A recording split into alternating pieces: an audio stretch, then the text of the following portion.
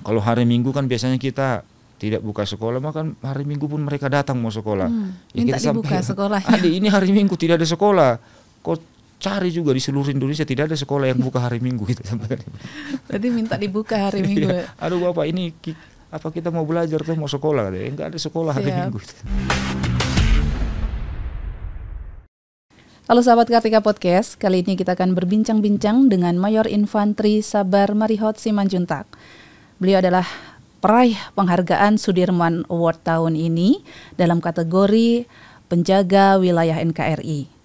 Selamat datang Bapak di Kartika Podcast TNI Angkatan Darat. Terima kasih. Iya, pertama-tama kami mau mengucapkan selamat ini karena telah mendapatkan penghargaan Sudirman Award tahun ini ya Bapak izin. Ya. Jadi ini Bapak izin, pialanya izin. Ya betul, pialanya yang diserahkan Panglima TNI tadi malam, Mbak.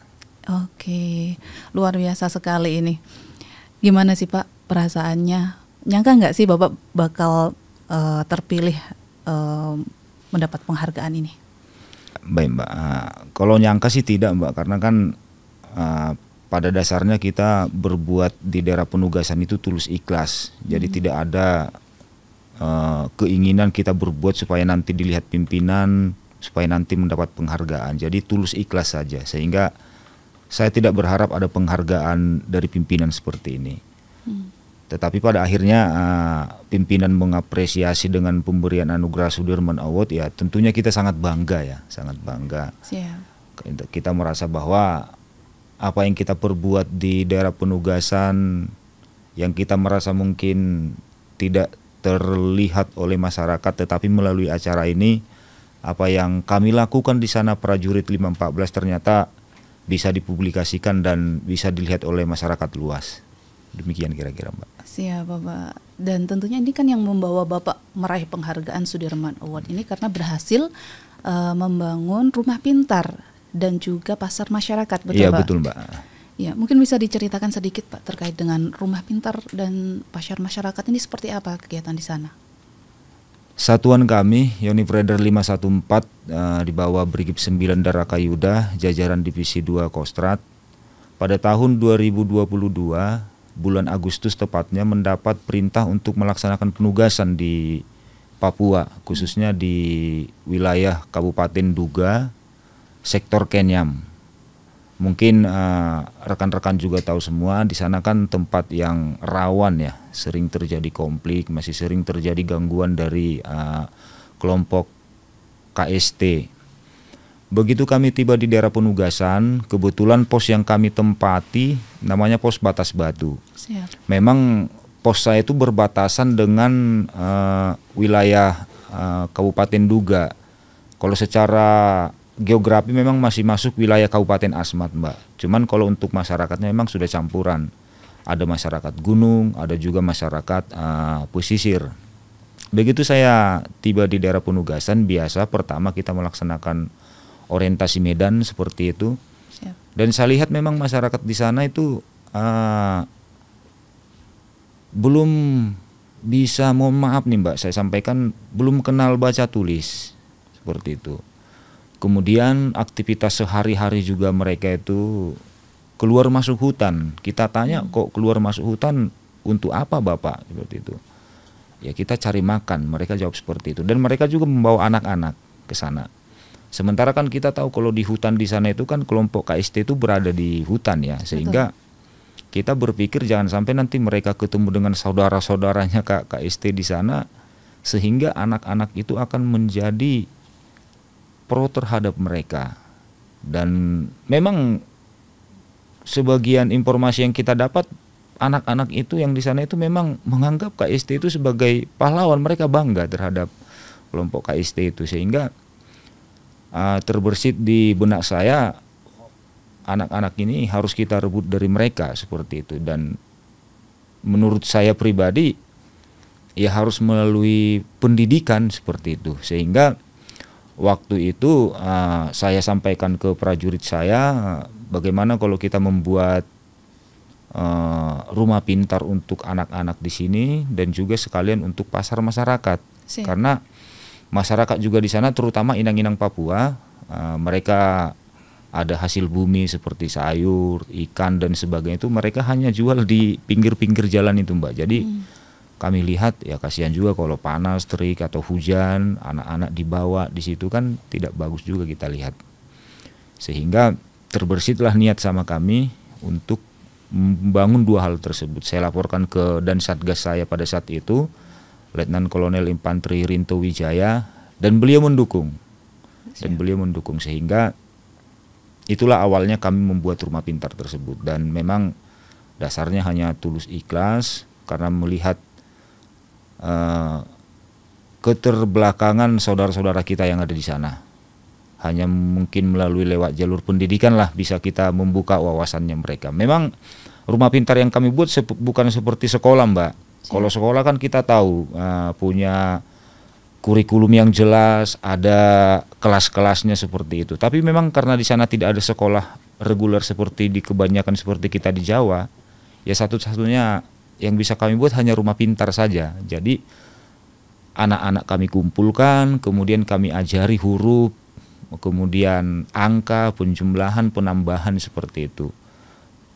Awalnya memang ada hambatan yang kami dapat dari masyarakat karena memang orang tua mereka di sana kalau mereka masuk hutan cari makan, mereka bawa anak-anak. Nah, memang agak berat bagi kami di awal untuk menyampaikan ke orang tua mereka, tapi ya makin kesini, makin lama akhirnya mereka juga sadar. Memang beberapa kali saya izin ke ketua suku yang ada di sana untuk kumpulkan masyarakat, berbicara kepada mereka. Dan kami sampaikan bahwa sampai kapanpun Bapak, kalau anak-anak seperti ini tidak akan maju, kami bilang. Jadi kalau anak-anak ya tempatnya ya belajar, kami sampaikan seperti itu. Memang di sana memang ada sekolah rimba Mbak, ada sekolah rimba. Sekolah rimba itu dia binaan kesusteran Agas. Cuman memang susternya di sana kan hanya 2-3 orang, sehingga tidak efektif untuk mengajari anak-anak semuanya. Dan kami pun mendapat keluhan juga dari kesusteran, bahkan meminta bantuan ke kami untuk getol mensosialisasikan kepada masyarakat supaya anak-anak jangan dibawa ke hutan, supaya anak-anak itu diajari seperti itu. Sehingga terbersihlah di benak kami untuk membuat rumah pintar, dan kami membuatnya memang di depan pos kami, sehingga kami tidak perlu terlalu jauh karena kan rawan Mbak. Sehingga rumah pintar dan pasar rakyat itu memang persis ada di depan pos, karena pos tempat di mana kami berada itu merupakan sentral tempat perkumpulan masyarakat yang ada di sana. Jadi masih terpantau misalpun dalam sistem pas belajar di situ ya Pak? Iya benar. Ya. Izin Bapak, berarti memang anak-anak kecil itu memang sudah ikut orang tuanya untuk ke hutan ini mencari pencaharian ya Pak Izin? Iya betul, memang kegiatan mereka setiap hari keluar masuk hutan Mbak. Masuk hutan. Kalau kita tanya seperti yang sampaikan tadi ya cari makan seperti itu. Siap. Jadi tidak ada yang mereka pikirkan kecuali cari makan seperti itu loh Mbak. Siap. Berapa anak yang sekolah di sekolah pintar, di rumah pintar Bapak ini yang Bapak dirikan? Terakhir kami kemarin ada sekitar 84 orang Mbak. Bahkan dari kampung sebelah juga begitu rumah pintar berjalan 1 bulan, dari kampung sebelah juga ada yang datang. Sehingga memang kapasitas yang kami buat memang tidak mampu menampung sampai 84 orang. Hanya sekali belajar hanya 40-50 orang. Sehingga waktu itu kami buat 2 shift. Shift pagi 45 orang anak, shift kedua ya sekitar 40-an anak, shift sore seperti itu. Kemudian malam juga kami memberikan tayangan film-film motivasi untuk anak-anak Papua, sehingga mereka lebih antusias seperti itu. Karena kan bagi mereka itu menonton itu masih hal yang sangat mahal seperti itu. Jadi mereka sangat senang, sehingga mereka juga melihat bahwa Indonesia itu luas ternyata gitu Mbak. Jadi mereka tidak berpikir bahwa Indonesia itu hanya tempatnya hanya itu saja. Begitu mereka melihat luas, aduh Bapak ini Indonesia kah, seperti itu. Begitu melihat mereka tayangan profil-profil tentara seperti itu, Bapak saya mau jadi tentara. Jadi ya mereka sudah mulai terpancing lah seperti itu. Jadi membuka wawasan mereka ya, bahwa dunia luar itu juga banyak hal menarik dan banyak ilmu pengetahuan yang bisa digali ya Bapak Jin. Ya betul, dan justru disitulah kesempatan kita juga untuk menanamkan ke mereka nasionalisme gitu Mbak. Jadi bahwa KSTP itu tidak baik seperti itu, sehingga pelan-pelan kita masukkan doktrin-doktrin nasionalis kepada mereka sehingga mereka cinta NKRI seperti itu. Siap. Berarti di Rumah Pintar itu mereka juga mengenakan seragam merah putih, Jin? Benar, kita bagikan juga seragam merah putih, kita bagikan, kemudian buku-buku kita bagikan, kemudian di Rumah Pintar itu juga buku-buku bacaan anak banyak kita taruh di sana Mbak. Rumah Pintarnya juga kita buat seperti di yang ada di sekolah-sekolah, gambar-gambar yang menarik anak-anak seperti itu. Siap. Tapi memang seperti yang saya sampaikan tadi, dari anak usia sekolah 6 tahun sampai 14 tahun ya sama gitu Mbak, tidak bisa pelajarannya sama ya, sama tidak bisa baca tulis gitu. Jadi itu yang pengen kita rubah supaya mereka mulai mengenal baca tulis, tahu mengenal angka, sehingga ya ke depan mungkin akan semakin lebih baik lah Mbak. Memang tidak segampang membalikkan telapak tangan kan untuk merubah keadaan di sana. Betul. Tapi paling tidak Satgas kami Unit Radar 514 sudah memulai, dan kami yakin dan percaya semakin ke depan Satgas berganti pasti akan banyak inovasi-inovasi prajurit untuk meningkatkan pendidikan di sana. Satu harapan saya memang pada saat saya membangun Rumah Pintar itu suatu saat mungkin akan bisa berkoordinasi dengan dinas pendidikan yang ada di kabupaten ya. Maksud saya begini, nah, bekerja sama dengan dinas pendidikan yang ada di kabupaten, kita misalnya minta kurikulum kelas 1 seperti apa, kelas 2 seperti apa, kelas 3 seperti apa, sampai kelas 6, sehingga itu yang diajarkan kepada anak-anak yang ada di sana. Kemudian nanti pada saat ujian nasional sekolah dasar, mereka bisa dikirim gitu loh Mbak, bisa dikirim ke kabupaten untuk ikut melaksanakan ujian. Sehingga ya mereka bisa dapat ijazah gitu.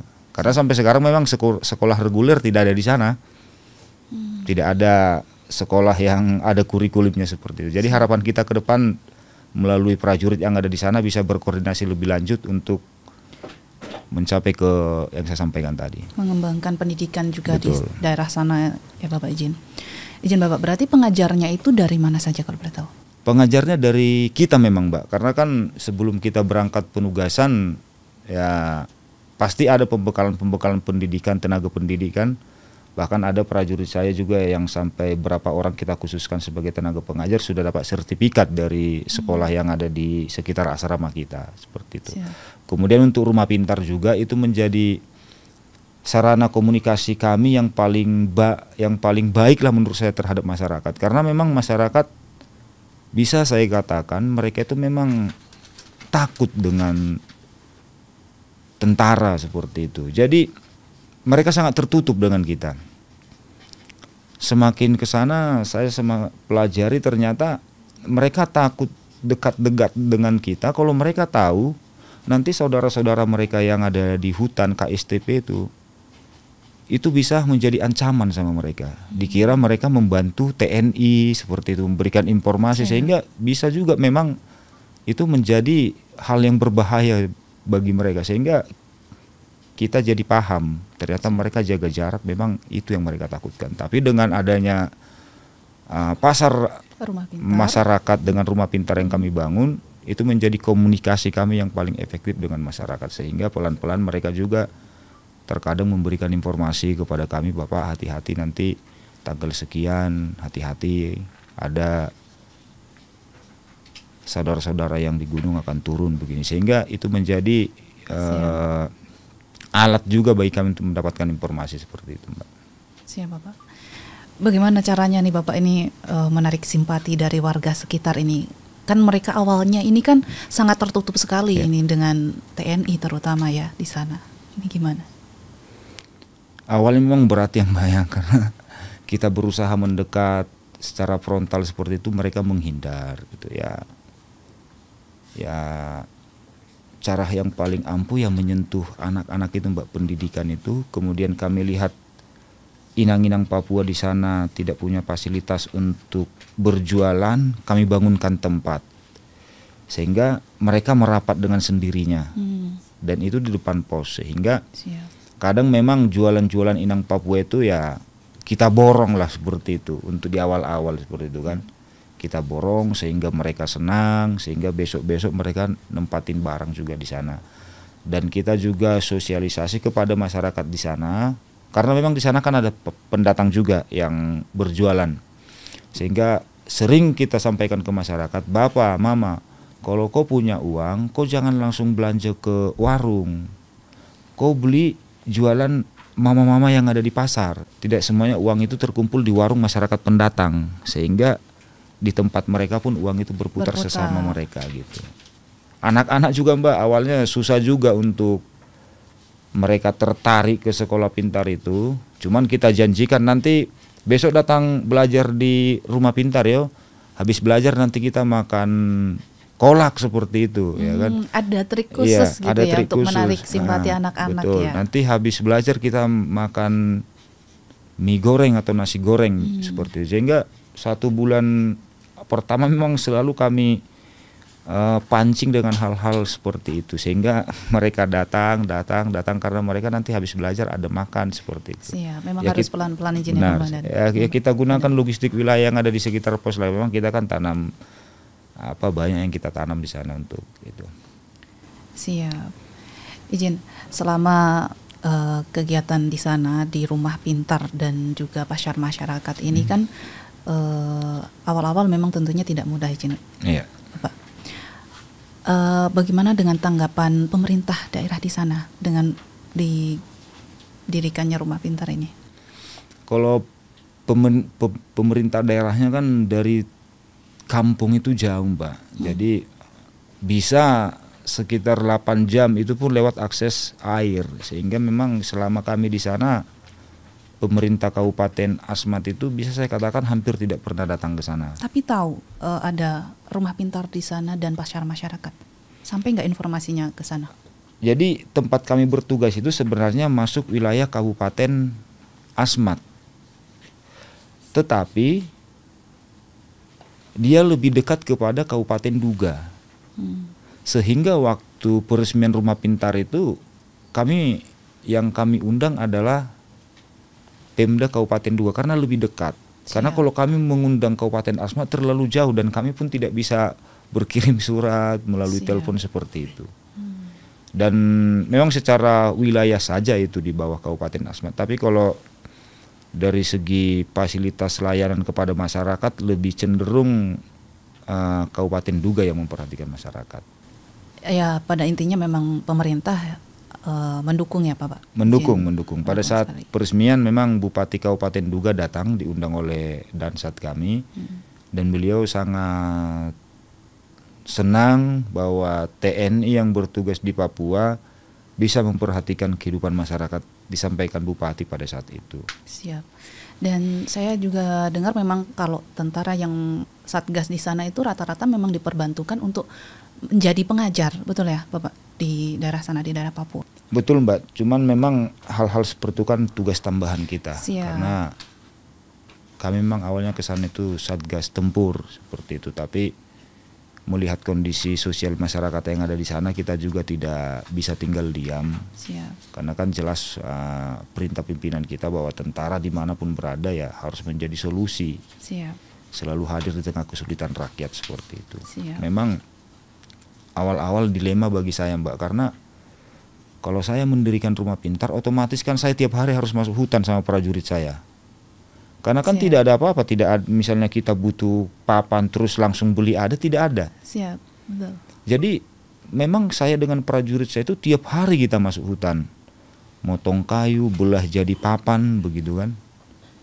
Itu kan resiko bagi saya. Siap. Jangan sampai nanti pada saat kami masuk hutan, potong kayu, belah jadi papan, disengso begitu, tiba-tiba kami di kontak dan sebagainya, itu kan resiko. Siap. Cuman memang sesuai dengan prosedur sebelum kita masuk hutan, pagi-pagi sudah ada tim pengaman, nanti kira-kira di mana kita ngambil kayu sudah ada tim pengaman yang masuk, baru nanti tim yang bekerja untuk ngambil kayu masuk ke hutan seperti itu.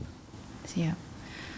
Luar biasa sekali Bapak. Izin ini suatu pengabdian tanpa batas izin. Iya. Karena kita harus dengan keterbatasan yang ada kita harus bermanfaat bagi masyarakat di sekitar sana gitu. Betul, kan, Mbak. Siapa Pak? Izin kalau pengalaman menarik ini Bapak di sana, apa ini yang paling menarik bagi Bapak? Yang berkesan? Kalau bagi saya sih berkesannya itu pada saat kita mengumpulkan bahan untuk bangunan itu, Mbak. Karena kan awal kami sudah punya niat untuk membangun, tapi kan kita belum punya peralatan ini. Siap. Yang jelas untuk motong kayu kita butuh singso, ya kan. Kita butuh alat-alat bangunan dan sebagainya. Memang pada saat itu saya sampaikan ke prajurit ya akhirnya ya kita lah, apa yang ada sama kita sisa uang sawi ya kita gunakan aja sudah untuk itu. Kita beli singso ya kan dan sebagainya untuk modal awal kita untuk mengambil bahan-bahan untuk bangunan itu. Dan kami juga ya uniknya masyarakat di sana ya seperti itulah Mbak. Kita sudah berusaha untuk membantu mereka, tetapi pada saat kita butuh kayu juga untuk kita jadikan papan, ya itu juga harus kita beli hutannya mereka seperti itu. Jadi satu pohon mereka hargai 250.000 gitu. Ya udahlah nggak apa-apa. Mau bagaimana ya kan. Walaupun itu juga nanti untuk mereka begitu. Udah alat-alatnya dari kita semua, apanya kita mau butuh ngambil kayu di hutan itu juga masih diklaim sama Bapak itu saya hutan, Bapak tidak boleh ambil kayu tuh. Kalau Bapak mau ambil ya Bapak beli. Ya sudah Bapak berapa? Satu pohon seperti itu. Ya memang terkadang kita tidak punya uang, akhirnya kita bayar dengan beras dan sebagainya seperti itu. Sistem tukar begitu. Iya. Padahal itu sebenarnya untuk mereka, juga, tapi tidak apa-apa lah itu. Siap. Itu yang menurut saya unik gitu Mbak. Kita sudah capek mikulnya dari dalam hutan ya kan, capek motongnya, terus itu untuk mereka. Tapi ya nggak apa-apa, itulah uniknya saudara-saudara kita di sana seperti itu. Siap. Dan kita juga melakukan itu tulus ikhlas saja. Nggak berpikir apa-apa juga. Yang penting anak-anak bisa kenal baca tulis, inang-inang juga kalau mau jualan mereka ya ada tempat yang sedikit layak lah seperti itu. Siap. Luar biasa. Siap Bapak. Kalau bercerita soal pengalaman menarik ini Bapak, semalam sepertinya juga ada yang menarik ya Bapak. Oh ya. Ada surprise apa ini pada saat penghargaan Sudirman Award tadi malam? Oh ya Mbak, waktu acara tadi malam memang ada surprise ya, terutama kepada nominasi Tentara Penjaga Wilayah NKRI.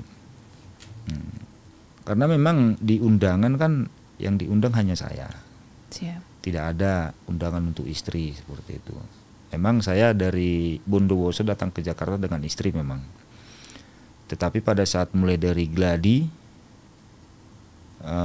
tidak ada istri ikut seperti itu. Karena memang dalam benak saya ya memang istri tidak ikut seperti itu ya kan. Siap. Jadi saya taunya hanya saya yang menghadiri acara itu.